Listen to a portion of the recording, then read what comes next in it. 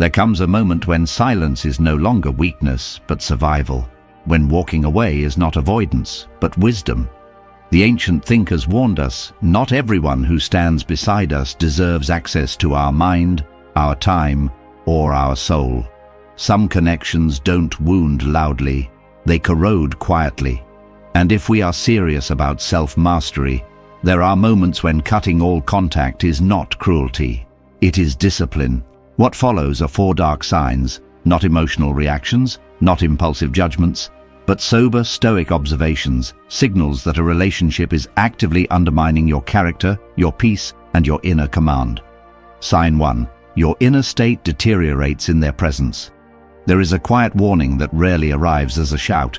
It comes as a slow corrosion of the inner world. You don't notice it at first. Conversations end, yet something heavy remains. Your mind replays their words. Your chest tightens, your patience thins. This is the first dark sign, and the most honest one. Your inner state consistently worsens when you are around them. Those who train their character learn to observe themselves before judging others. The ancient thinkers taught us that the soul is like a city. When disorder increases, an invading force has entered. Epictetus warned that we must be careful about the company we keep, because habits and emotions are contagious. We do not become corrupted all at once. We decay by exposure. Ask yourself this without emotion, without accusation. After spending time with this person, do we feel more disciplined or more reactive, more grounded or more restless, more clear or more confused? The answer never lies. A destructive presence does not always insult you. Sometimes they subtly provoke your worst impulses. They pull you into gossip, resentment, comparison, or endless explanation. You begin defending yourself when no defense is needed. You explain your boundaries instead of enforcing them. Slowly, your self-command weakens. Seneca wrote that anger, envy, and bitterness do not require permission to enter the mind, only an opening. Some people are that opening, not because they are evil in a dramatic sense, but because their way of being conflicts with your discipline. And conflict of character is more dangerous than open hostility. Notice how often your values bend around them. Notice how often you abandon silence for justification. A person worth keeping in your life does not require you to betray your inner order just to maintain peace. Marcus Aurelius reminded himself daily, the tranquility that comes when you stop caring what they say or think or do.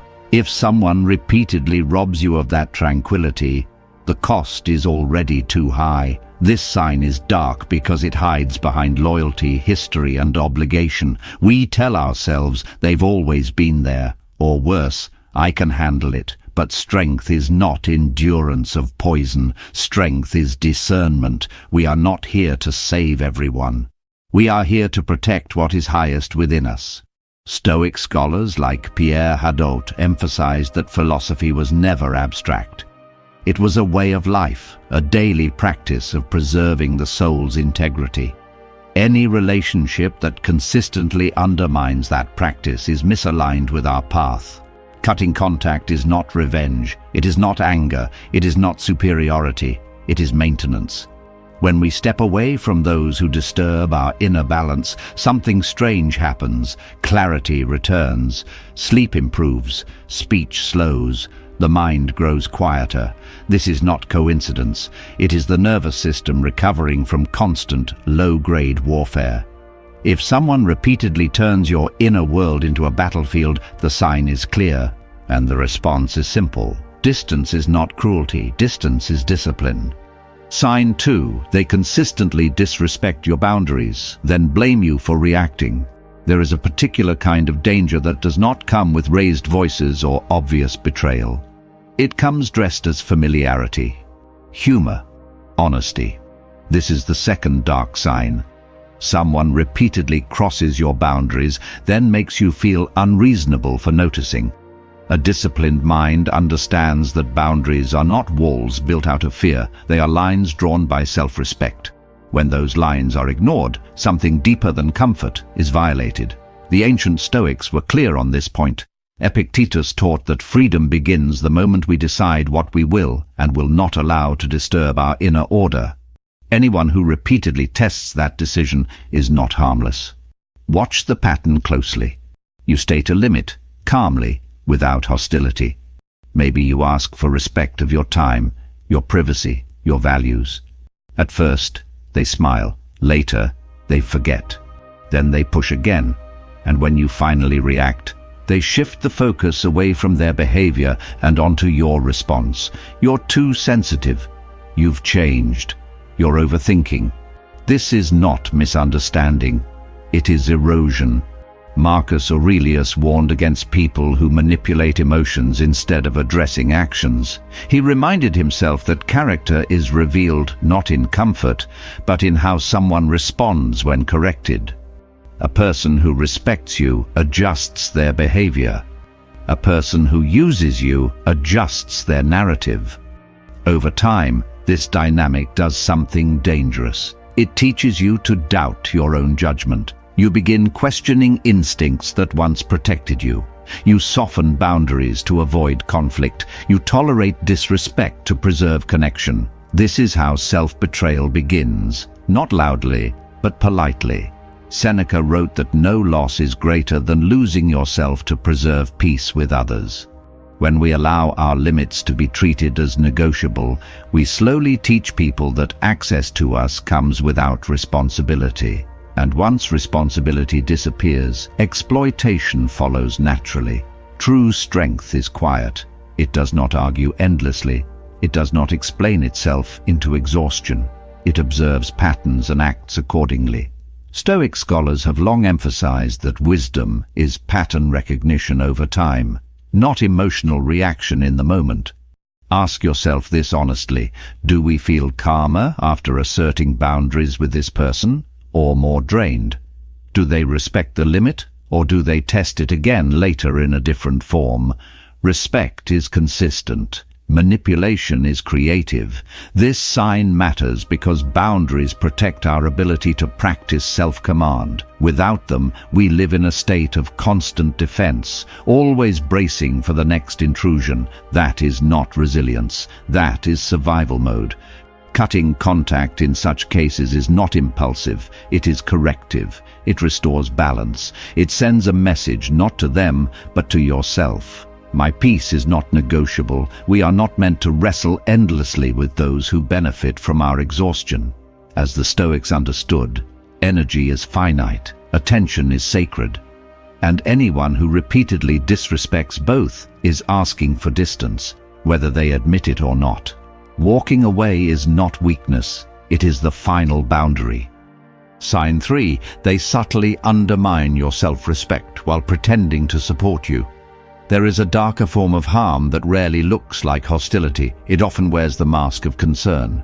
This is the third sign. Someone who claims to be on your side yet slowly weakens your sense of worth through small, calculated gestures. A disciplined mind learns to watch not only words but effects. The Stoics taught that truth reveals itself in outcomes. If someone leaves us feeling smaller, uncertain, or dependent after repeated interactions, something is wrong, no matter how kind their language sounds. This person may praise you, but the praise is conditional. They support you, but only when your success does not exceed their comfort. They advise you, but the advice subtly pulls you away from confidence and towards self-doubt. Their comments arrive as jokes, warnings, or realism. Over time, these moments accumulate. A quiet corrosion begins.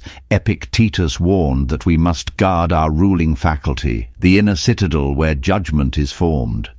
The greatest threat to this citadel is not open attack, but influence we invite inside. When someone repeatedly questions your decisions, minimizes your progress, or frames your ambition as naive, they are not protecting you, they are reshaping you. Notice how this behavior feels. You begin explaining yourself more than before. You seek approval for choices you once made with clarity. You hesitate, not because you lack ability, but because confidence has been subtly punished. This is how dependence is engineered. Marcus Aurelius wrote that people who cannot govern themselves often seek to govern others indirectly. By undermining your self-trust, they place themselves in a position of authority without ever earning it. This is not guidance, it is control through uncertainty. Stoic researchers have long emphasized that emotional independence is the foundation of moral strength. When another person becomes the quiet judge of your worth, your freedom is already compromised. You may still move, but no longer by your own compass.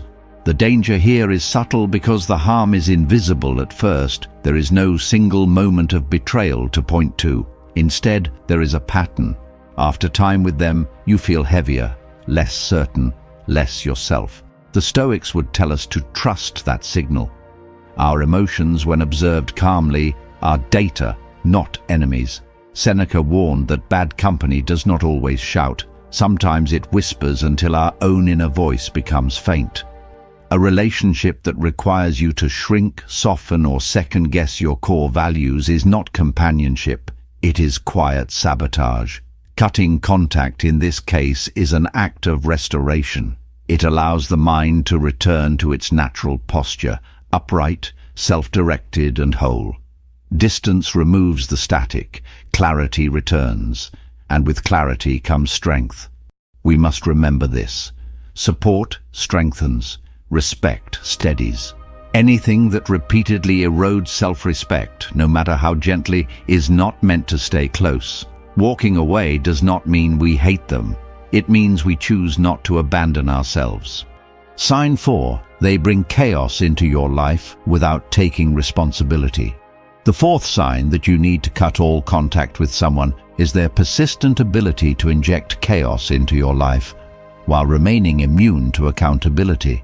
This is the person who consistently disrupts your peace, creates drama, and yet refuses to own any consequences of their actions. The Stoics would see this as a dangerous influence, one that threatens the inner citadel of your mind. A disciplined life requires calm observation and deliberate action. Seneca once wrote, "A man's as miserable as he thinks he is." When someone brings unnecessary turbulence into your life, they force your thoughts into their chaos. Your energy is spent navigating their storms, not mastering yourself. They may lie, gossip, manipulate, or stir conflict, yet their gaze is always outward. They never reflect on the damage they leave behind. This is a direct attack on the serenity the Stoics so fiercely protected. Observe patterns. They arrive in your life with excuses, half-truths, or crises that aren't yours. They act impulsively, carelessly, or selfishly, and when the dust settles, they blame circumstances, you, or everyone but themselves. Your attempts to reason or guide them are met with deflection or denial. Over time, their presence conditions you to accept instability as normal. This is precisely what a Stoic must resist. Marcus Aurelius reminded us that external events cannot harm us unless we consent. But when someone repeatedly forces chaos into your world, it tests that consent relentlessly. Each encounter erodes your composure, each conversation challenges your self-control, and each apology that never comes reminds you that they are not allies of virtue, they are predators of your peace. To survive, to thrive, to cultivate the inner fortitude that Stoicism demands, you must remove the source. Cutting off contact is not vindictive, it is an assertion of the mind's sovereignty. Chaos has no place near a mind-seeking mastery. Only by distancing yourself can you reclaim calm, preserve clarity, and return your focus to what truly matters: your own actions, your own growth, your own virtue. We must remember this. Peace is a rare commodity, and not everyone deserves access to it. If someone's presence is constant turmoil, despite repeated awareness and effort on your part, they are not a companion, they are a threat. Walk away and reclaim the life that your inner fortress demands. Join our exclusive community today and become a member. Get early access to videos, members-only content, and a direct path to strengthen your mind, spirit, and discipline. Click the Join button now and step into a world of inner growth and unstoppable motivation.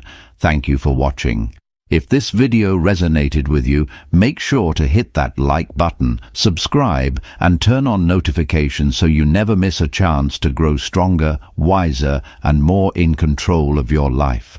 Remember, the path to mastery begins with one step. Take it today.